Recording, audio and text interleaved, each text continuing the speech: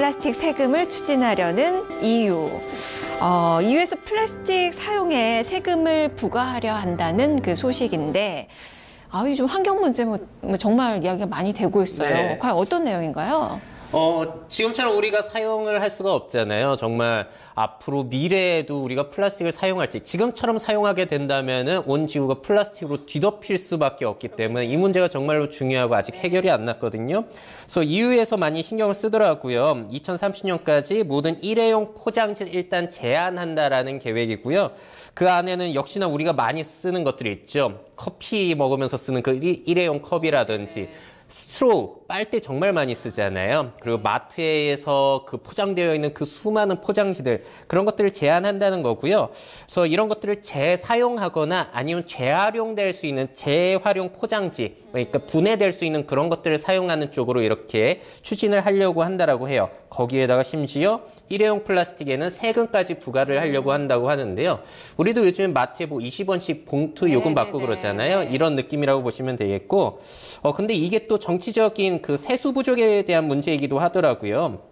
그 영국이 EU에서 탈퇴를 했잖아요. 그래서 수입이 부족해지다 보니까 그 대안으로서 또 플라스틱 사용에 세금을 부과하려 한다라는 이야기까지 나왔습니다. 네, 그만큼 쓰지 말라는 얘기죠. 그렇죠. 근데 안 쓸 수가 없어요. 맞아요. 이 피해가 점점 이제 심각해지고 있고, 제가 어디서 봤더니 이제 연간 최소 이 피해액이 뭐 130억 달러가 넘게 맞아요. 나온다라는 이야기가 있는데, 이 플라스틱 문제가 좀 얼마나 심각한 건가요? 이날 아주 재미난 얘기가 있었는데요. 이 플라스틱이 만드는데 5초, 쓰는데 5분, 분해되는 데는 500년이 걸린다. 정말로 이게 의미심장한 말인 것 같아요. 얘가 불로장생하네요. 불로장생해서 정말 맞네요. 우리가 플라스틱을 버리면 우리 손에서 떠났으니까 그게 사라진다라고 생각을 하게 되잖아요. 그런데 500년이나 걸리다 보니까 어딘가에는 그게 존재를 하고 있는 거거든요.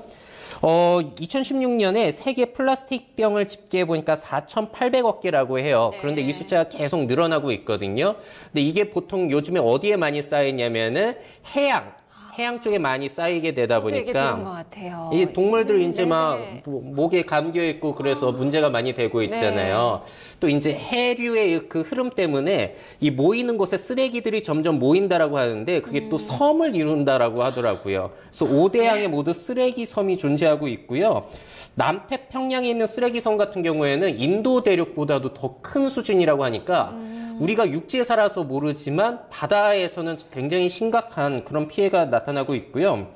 근데 이 플라스틱들이 또 잘게 쪼개지면서 아니면은 우리 스크럽제 아니면은 뭐 치약에 들어가는 미세 플라스틱들이 있잖아요. 마이크로 플라스틱들은 이제 물고기라든지 어패류 등이 먹기가 너무 쉽잖아요. 그래서 물고기나 조개 같은 것들이 먹은 그 플라스틱을 또 우리가 또 먹게 되다 보니까 우리가 버린 플라스틱의 일부분은 또 우리가 먹으면서 그 체내에 쌓이고 있는 거거든요.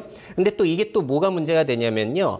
해양 쪽에 쌓이게 된 그 플라스틱들은 바닷속에 있는 독소들, 독성 성분들, 중금속들을 다 흡수를 한다라고 해요.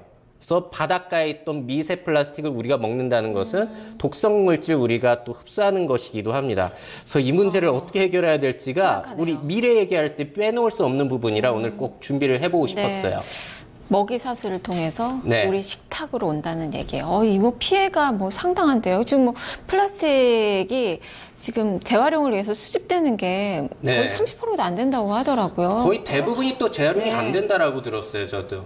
정말 심각한 상황인 것 같은데, 그래서 이 문제를 해결하려는 그 움직임들이 좀 있을 것 같은데 어떤 것들이 있나요? 일단 뭐 재사용이라든지 뭐 세금 문제, 뭐 바이오 플라스틱이 요즘에 또 각광을 받고 있거든요. 바이오 플라스틱은 생화학 성분이다 보니까 유기적 성분이다 보니까 분해가 된다라는 거예요. 그래서 감자 전분이라든지 또 많이 주목을 받고 있는 게 바로 해초거든요. 그래서 미래적으로 어떻게 해결할 수 있는지 재미난 영상들 3개를 준비해 왔어요. 일단 해초로 만든 포장지 영상부터 소개를 해드리도록 하겠습니다. 이보웨어라는 제품인데요. 일단 티백이라든지 아니면 각종 뭐 플라스틱을 해초로 만든 거예요. 해초로 만들다 보니까 아무래도 분해가 쉬운 거고요. 저렇게 샌드위치 포장지라든지 그런 것들도 그냥 그대로 먹을 수가 있다라는 가능성을 보여주고 있습니다. 또 방부제 처리를 하지 않더라도 그래도 2년이나 사용이 된다라고 저 회사는 소개를 하고 있거든요.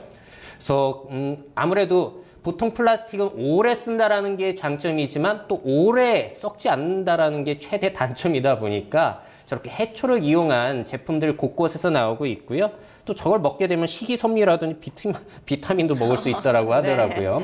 그래서 해초를 이용한 아니면 감자 성분 이런 유기적 성분을 이용한 플라스틱들 산업들도 한번 주목을 해보시면 좋을 것 같고요.